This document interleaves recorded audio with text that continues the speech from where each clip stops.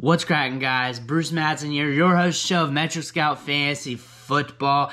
And the other day, I got a request to drop some rankings on this rookie class for the certain positions: wide receiver, running back, quarterback, tight end. And you know what? When someone drops a request, I like to deliver. Today we're going to start things off with the wide receivers. The request asked for five running backs, receivers, however they wanted it. But I'm going to give you 10 because I feel like I can give you a little bit more. I can go past that, probably 20, 25, 30. I can go pretty deep with it, but I really want to be pretty tight, especially with the combine coming up. We're going to get some data coming back at us, and that's going to shift some things, so I don't want to drop a video with this long list of ranks and then have to drop another one right afterwards with them retooled, confusing everybody up, which video to look at or whatnot. So I'm going to drop a top 10 here right before the combine. I'm going to do a video of each position: wide receiver, running back, all that stuff, keeping it jazzy for you guys. Today, though, we're going to be doing the wide receivers. After the combine, I imagine I'm just going to drop another set of rankings. This one's going to be deeper. Maybe 15, 20, 25 wide receivers. I'm going to have a better feel of what's going on probably a week or two after the combine. If you drop me 50 likes on this video, I'll drop you a 25 list of wide receivers next time around. I'll hit that up probably about a week or two after the combine once I'm more calibrated to what's going on. But with that being said, let's jump into these rookie rankings.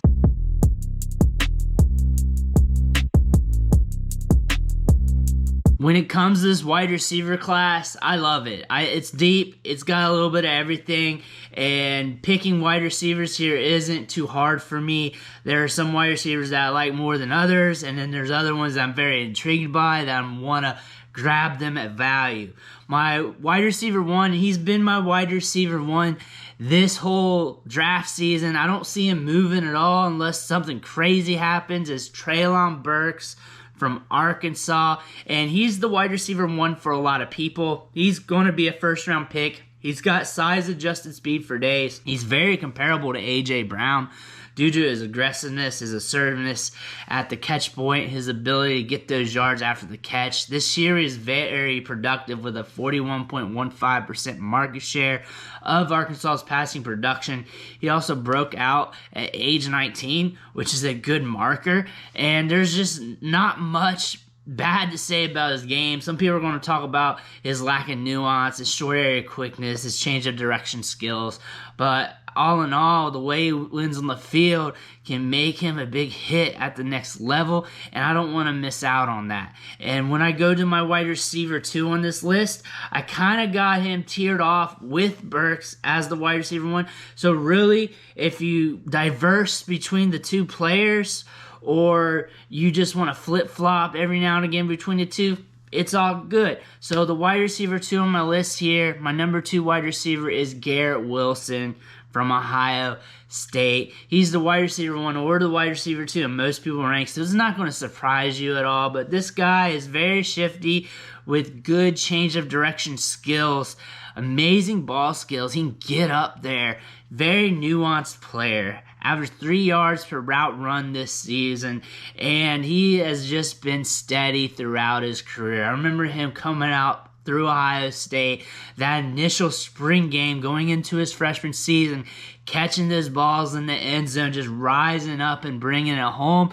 And then once we got him on the field in regular season play, he was just making plays happen and just got better throughout his career.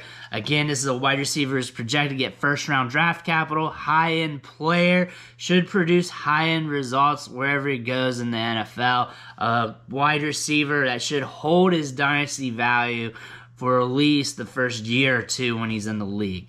Going on to my third wide receiver on this list, my wide receiver 3, Drake London, wide receiver from USC, and he's been here for a bit. He's been one of my top wide receivers. There's some other wide receivers here that I want at my wide receiver 3. Like, wide receiver 3 is kind of like the cluster with wide receiver 4 and wide receiver 5. They're kind of like tiered together here. So when I talk about the next 2 wide receivers, they're kind of mixed in with Drake London. I want to give you that context of how I feel, because I don't want to be like player good, player a little bit good, player a little bit bad. I want to give you that context. Drake London, what I like about him is his ball skills, his ability to get downfield, his ability to box out defenders. He's 6'5", but he's very fluid with his footwork. For his size, he moves laterally very well. Does he create tons of separation like a Keenan Allen, like one of those top-tier route runners like a Calvin Ridley? No, but he creates more separation compared to most wide receivers that are listed at 6'5", that are at his size, that is at his body frame. And he separates good because his change of direction skills for being a guy at that size is pretty good. His ability to get downfield, his ability to bring the ball home is very solid. He was very productive this year. Was on pace for almost 1,600 yards before the injury. He's going to be a first-round selection. He might be the first wide receiver drafted in this year's draft. He may be the first guy off the board. We're seeing some drafts from big media with him being the first wide receiver off the board. That doesn't mean it's going to happen, but it's an indicator that he's at least getting some buzz with the big names. Now, wide receiver 4, this guy can be mixed in with wide receiver 3. I think about it all the time. I want him there, and I'll put him there, and I'll take him out. I'll put him there. I'll put him back and forth, put him with 3. I'll switch him in London up all day. That's why I created this tier, because I can't wrap my brain around it.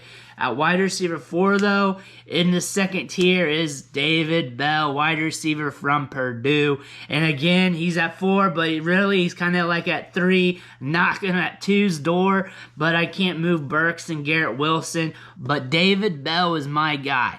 And the reason why, 1, he broke out at age 18 with a good market share of produced passing production, and during that season he had some highlights. He balled out and then continued to be productive throughout his career, over a 30% target share in each of his last 2 seasons, shared the field with Rondale Moore, and still was a key contributor of the offense, if not a big-time asset. And this guy has been underrated by the draft community because they're scared that he's going to fall in the draft. They're scared he's going to nosedive in the draft, but I feel like he's going to be all right. I feel like he's going to test okay at the combine. Is he a burner? Is he a 4.3 guy? No. Is he a sloth? Definitely no. Hell no.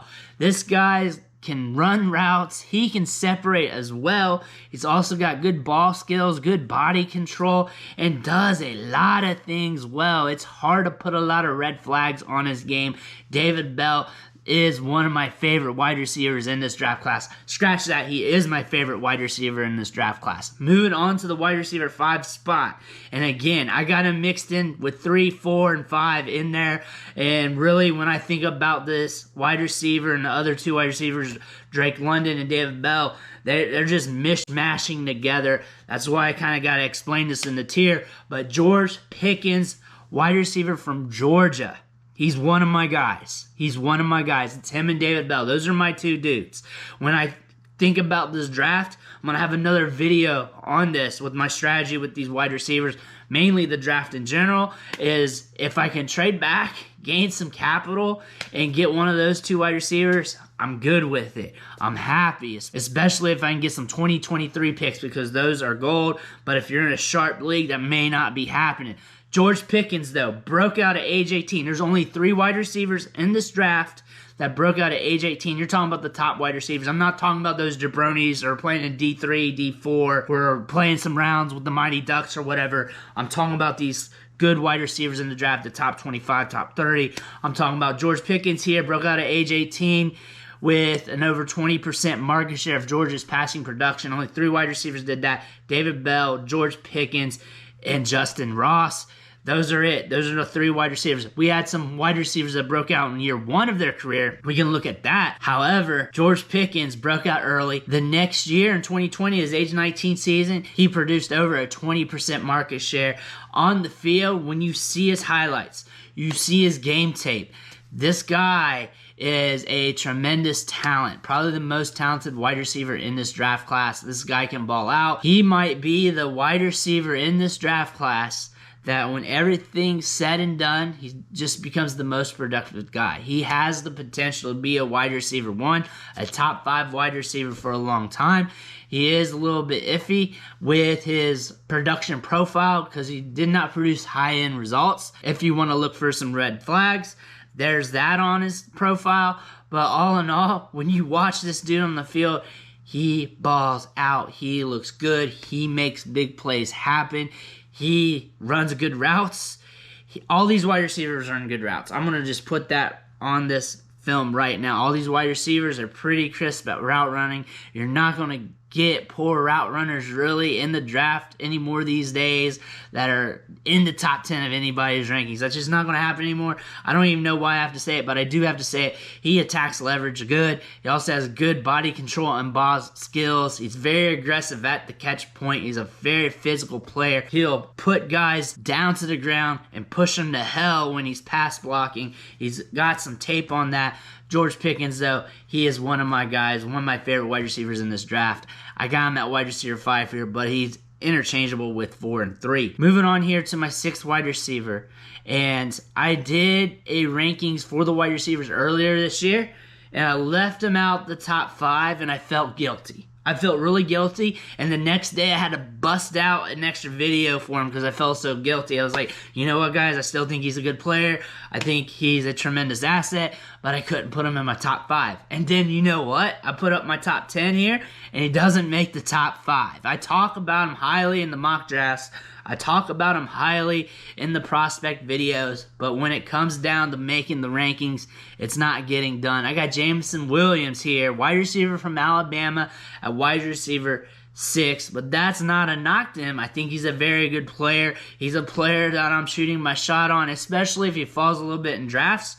However, I got my guys here that I'm going after. Jameson Williams is also a guy that I'm interested in, but there's other guys that are suiting me very well. But what I like about Williams, 4.3 speed, going to be a first rounder in this year's draft. I do not see him falling out of it. Transferred to Alabama, immediately took over. 30.74% market share of Alabama's passing production. 9.1 yards after the catch per reception. This dude's fast. He gets it done after the catch, and he's very fluid at running routes, getting in and out of his breaks, selling the route, selling the break. He does it all, and he was very good this season. James Williams, wide receiver 6, a tough wide receiver 6, I'll give you. It's not like he's just thrown there. It's a tough one. After this spot, though, this is where the rankings can change a lot because Jameson Williams, he's not dropping past 6. Jameson Williams can move up the 5.43, but he's not going to fall past 6. However, 7, 8, 9, 10, these guys can fall up and down around this area or out completely within a matter of days, a couple weeks with new information, just how I feel. The difference between like wide receiver 7 and wide receiver 15 isn't too grandioso. It is possible that I mix the wide receiver 15, pump him up one day at wide receiver 8, pump him back down to wide receiver 12, because it's just like that. It's a mixed bag of wide receivers, and I'm just being real with you guys. And I look at this as a macro standpoint, that this wide receiver class is kind of deep, kind of not, as it gives you a little bit of everything, so you really want to pick your poison. But here at wide receiver 7, I went with Wan'Dale Robinson, wide receiver from Kentucky. One of the things I like about him is that he broke out with 2 different collegiate programs. That's just something you do not see from wide receivers. They usually don't get the chance to do that, but when they get the opportunity to, it doesn't usually happen. But he broke out with Nebraska at age 19 and then came back after he transferred to Kentucky, broke out with Kentucky in a big way, catching 94 balls, over 1,000 receiving yards, and 7 touchdowns.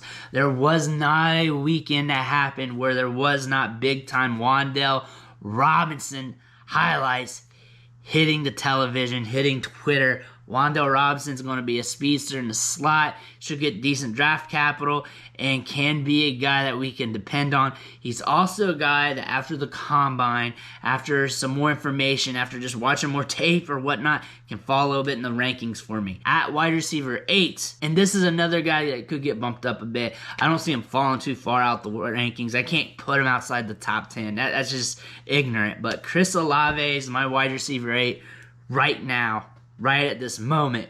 Productive throughout his career at Ohio State, which is always good to see. Had a 34.17% market share of their passing production in 2020 at age 20. This year at age 21, had to step back a bit in production. Jackson Smith-Njigba blew up as a sophomore. Of course, old Garrett Wilson was there balling out too. Not enough mouths to feed, not enough footballs to go around, and Chris Olave was the runt of the litter. But he's still a good wide receiver, still does some things well. He's very nuanced. He has good change of direction skills, good short area quickness, good hands, and is always there when you need him most. Justin Fields and Chris Olave was like peas and carrots, and watching those two guys play, it was just fun to watch. What I like about Olave the most is he's almost guaranteed to get first-round draft capital. He's getting highly ranked by big media, which you know he's going to be pumped up a bit. Moving on to wide receiver 9 in these rankings, and here I had to add in Jahan Dotson, wide receiver from Penn State. I'm honestly not too huge on this guy. I'm not in love with him, but there are some things that I'm battling with right now. One, it looks like he's going to be getting decent draft capital, which means he's going to be getting the opportunity to succeed early in his career, which is something I can't ignore. Also, he finished the last 2 seasons of his career at Penn State with over a 30% market share in each of those seasons. The drawback with that, he didn't break out until age 20, and he was playing on the field with guys like KJ Hamler, Pat Freiermuth. Why couldn't you break out at an earlier age on that team? But I like the draft capital. I like some of the things I see on tape with the ball skills, with him running routes over the middle, plucking the ball out of the air with his sticky hands. He's just fun to watch. He's a guy that can move up a bit with a good combine, good news, good landing situation. He's also a guy that can fall back a little bit for me. At wide receiver 10, the last guy in this rankings is another one of my guys. It doesn't matter if you're the wide receiver 1 or the wide receiver 99. No matter where you're at on the board, you could be one of my guys. You could be a D3 prospect. I love small school guys. I'm not going to rank him super high, but you could still be one of my guys because I will root for it. And this guy is one of my guys, and it's Justin Ross from Clemson. I am fascinated with this draft prospect because we have some iffiness in his profile due to him missing a year in 2020 due to the spinal injury and coming back in 2021 on a poor Clemson team. Still had over a 20% market share.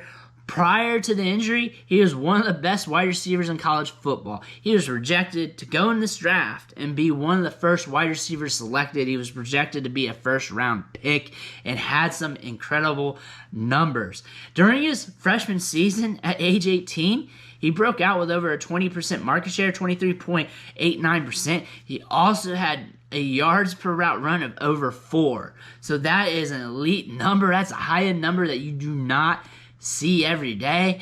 Also, you do not want to sleep on this dude because the tape checks out. He is probably one of the most nuanced route runners in this class. I'm talking he knows how to sell his routes. Not only knows how to sell his routes, but he also knows how to get into the blind spots of defenders, really shake them up, get them on skates, and break off his routes to create maximal separation. Good ball skills. He can really use his reach to bring the ball home. I'm scared to sleep on this guy. I'm scared to fade him any farther. I'm scared that he's going to be the guy that hits on us. I'm scared that he goes to the right spot, maybe falls 3rd or 4th round due to teams being skeptical, and he gets with the right quarterback, earns targets, earns snaps, and the next thing you know, he blows up. That's what we can get with Justin Ross. We can also see a wide receiver falls in the draft due to medical, never really gets his opportunity, and then there goes his career. But this is a wide receiver I do not want to sleep on. I like Justin Ross a lot. That's my top 10 for the rookie wide receivers as we go into the combine. things are going to change. They're always changing with me. I like to paint with broad strokes. I also like to continuously research, go over these players. If you've noticed, my top doesn't really change a lot. My guys don't really change a lot. However, I'm still very fluid with how I see things. I'm always taking in information, and I feel like that's just the best way for me as part of my process. To always keep learning, keep working on it, keep grinding film, stats, metrics, and everything else. Let me know what you think in the comments. What's your top 10 list? Who you got? Who's your risers? Who's your fallers? Are you going to be jumping players up, jumping players down? What's going on with you guys? But again, I want to thank you for watching the show, sticking with me. Make sure you hit that subscribe button on the way out. 50 likes on this video, and I'm going to be dropping a top 25 about a week or so after the combine. But again, I want to thank you, and I'll catch you next